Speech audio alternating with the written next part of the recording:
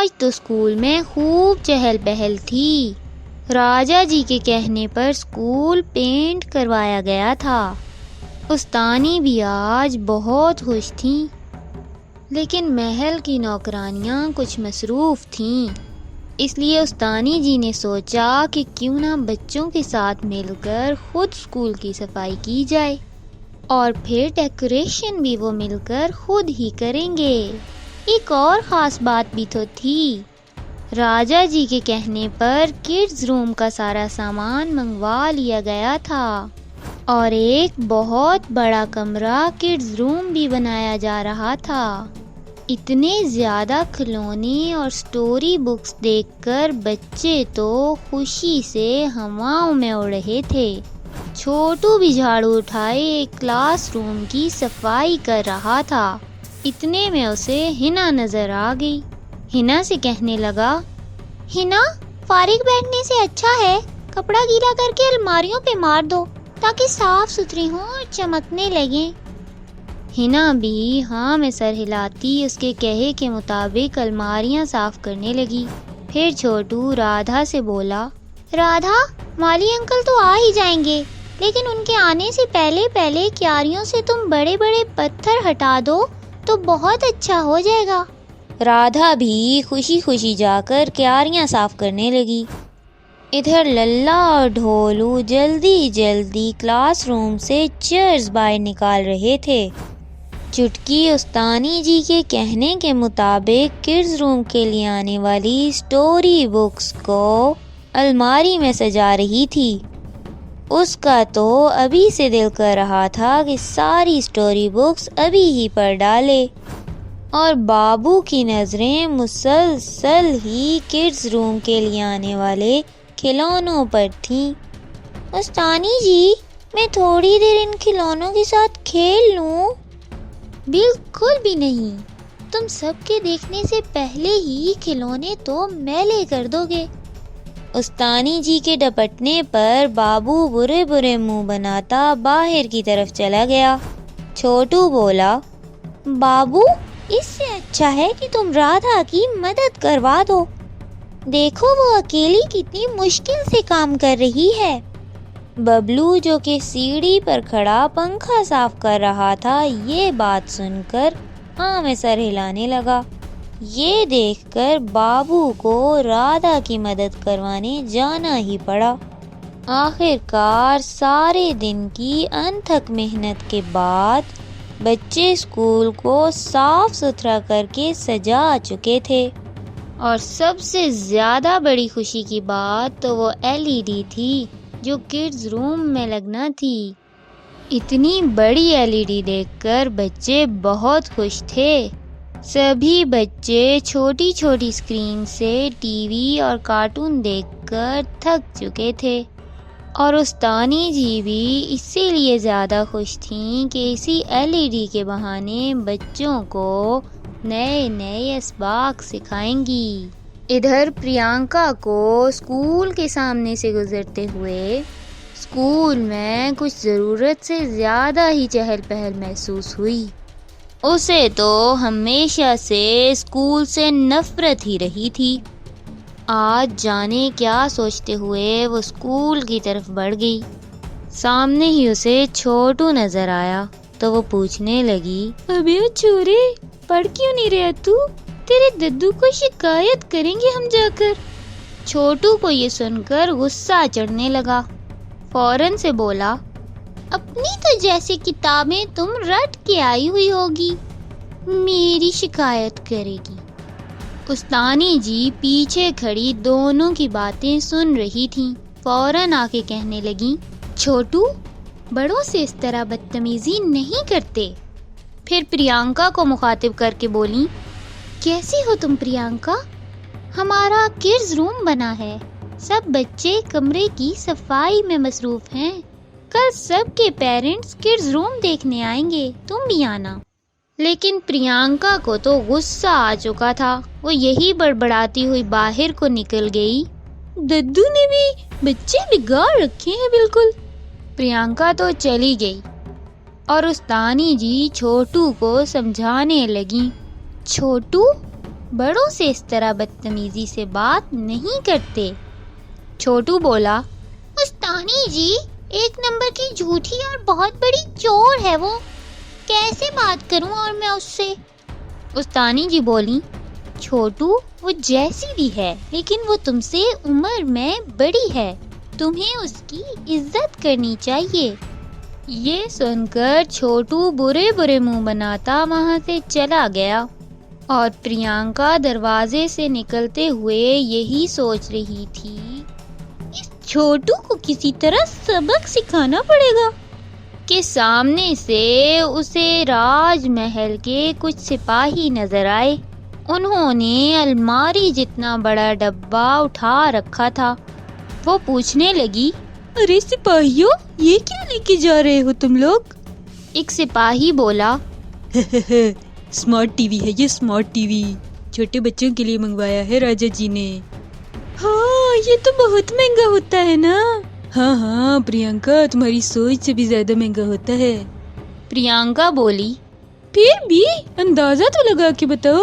سپاہی کہنے لگا، اتنا مہنگا کہ تمہارے اسمارٹ فون جیسے 4 آ جائیں گے اس میں۔ سپاہی تو ہنستے ہنستے آگے چلا گیا، لیکن پریانکا کے دماغ میں چھوٹو کو سبق سکھانے کا طریقہ آ چکا تھا۔ ادھر بچوں نے بہت محنت کے بعد آخرکار کڈز روم سجا ہی لیا تھا۔ کڈز روم میں بہت نفاست سے چھوٹے بچوں کے لیے کھلونے اور بڑے بچوں کے لیے کتابیں سجی تھیں، لیکن سب کی توجہ کا مرکز تو LED ہی تھی۔ استانی جی بھی بہت خوش تھیں، کیونکہ انہوں نے 3 سال سے راجا جی کو اسکول کے لیے کچھ نہیں خریدنے دیا تھا، تاکہ فنڈز جمع ہوتے رہیں اور ایک ہی بار وہ LED خرید سکیں۔ آج آخر وہ دن آ ہی گیا تھا۔ باقی سب بچے تو گھر جا چکے تھے، بس چٹکی اور چھوٹو ہی رہ گئے تھے۔ ان تینوں نے اسکول کو لاک کیا اور گھر جانے لگے۔ چٹکی اور استانی جی تو باتیں کرتی کرتی آگے نکل گئیں، لیکن چھوٹو کو اسکول کے دروازے کے قریب پریانکا بیٹھی نظر آئی۔ چھوٹو پریانکا کو دیکھ کر برے برے منہ بناتا استانی جی کے پیچھے چل دیا۔ دوسرے دن کے فنکشن کے لیے سب بچے بہت ایکسائٹڈ تھے۔ دوسرے دن صبح ہی صبح تمام بچے اپنے پیرنٹس کو لے کر اسکول جانے کی تیاریاں کرنے لگے۔ ٹائم سے پہلے ہی سب لوگ اسکول کے دروازے کے پاس موجود تھے۔ سب استانی جی کے آنے کا انتظار کر رہے تھے، کیونکہ استانی جی کے پاس ہی اسکول کی چابیاں ہوتی تھیں۔ آخر کار استانی جی بھی آ ہی گئیں۔ استانی جی آتے ہی بولیں، آپ سب کے آنے کا بہت شکریہ۔ ویسے تو آج اسکول میں آپ سب کے لیے بہت سارے سرپرائز ہیں، لیکن سب سے بڑا سرپرائز یہ ہے کہ آج سب بچے آپ لوگوں کے سامنے چھوٹی چھوٹی پرفارمنس بھی دیں گے۔ سب بچے تالیاں بجانے لگے اور استانی جی اسکول کا دروازہ کھولنے لگیں۔